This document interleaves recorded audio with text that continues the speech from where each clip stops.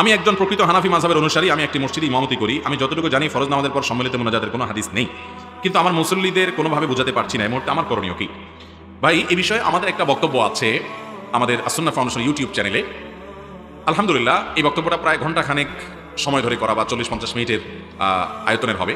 এই বক্তব্যটা যদি পরিপূর্ণভাবে আপনি নিজে শুনেন বা কাউকে শোনাতে পারেন, আমার মনে হয় এই ক্ষেত্রে অন্তত নবী সাল্লাল্লাহু আলাইহি সাল্লামের আমল কি, আমাদের কি করা উচিত সেটা পরিষ্কার হয়ে যাবে।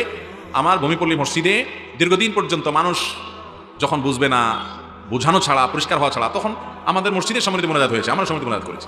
আমরা দীর্ঘদিন থেকে মানুষকে বোঝানোর চেষ্টা করেছি। আলহামদুলিল্লাহ, একদিন এই দীর্ঘ সময়ের বক্তব্যের পর আমি মুসল্লিদেরকে বলছি যে আপনারা সবাই করেন, এখনো আরো কিছুদিন করেন, আপনারা বুঝেন, আমি শুধু আমার দায়িত্ব পালন করলাম, সুন্নাহ কোনটা আর খেলাফে সুন্নাহ কোনটা বুঝাইলাম।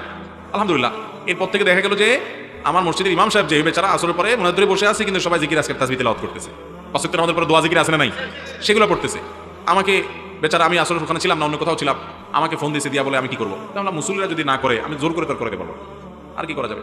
ভাইরা আমার, সুন্নাত এর আলো যখন জ্বালাবেন, বিদআত বা খেলাফে সুন্নাতের অন্ধকার এমনিতেই নবী করিম সাল্লাল্লাহু আলাইহি ওয়াসাল্লাম সালাম ফেরানোর পর অনেকগুলো দোয়া পড়তেন, অনেকগুলো জিকির পড়তেন। এগুলো পড়তে বেশ কিছু সময় লাগবে। আমার দেশে শতকরা 2 জন মানুষ এগুলো জানে না, কিন্তু জানে হলো রেডিমেড মুনাজাত। রেডিমেড মুনাজাত জানে, কিন্তু সকাল পাঁচ ওয়াক্ত নামাজের পর দোয়া জিকিরগুলো ম্যাক্সিমাম মানুষ জানে না। ইমাম সাহেবদের উচিত সেগুলো জানানো এবং শেখানো। সেই সাথে নামাজের পর যদি কেউ আল্লাহর কাছে দোয়া করতে চায়, অবশ্যই করবে, ভুল বুঝবেন না আবার। কিন্তু নামাজটা একটা মুনাজাত, আল্লাহর সাথে কথোপকথন। আবার সেই সাথে নামাজের পরে দুবরা করলে সালাত, প্রত্যেক নামাজের পর দোয়া কবুল হয়। কারণ যদি আল্লাহর কাছে কিছু চাওয়া থাকে সে করবে, কিন্তু ইমামের সাথে মুসল্লিরা উঠাবে, নামাবে, লেফট রাইট, এরকম ট্র্যাডিশনাল মুনাজাত যেটা আমাদের দেশে আছে, এটাকে নামাজের অংশ মনে করলে, নামাজের পর এটাকে বাধ্যতামূলক মনে করলে, আবশ্যক মনে করলে, এটাকে নামাজের অংশ বানিয়ে নিলে, সুন্নাহ মনে করলে, সেটার কারণে সওয়াব হওয়ার পরিবর্তে বরং গুনাহ হওয়ার আশঙ্কা, ভয় আছে।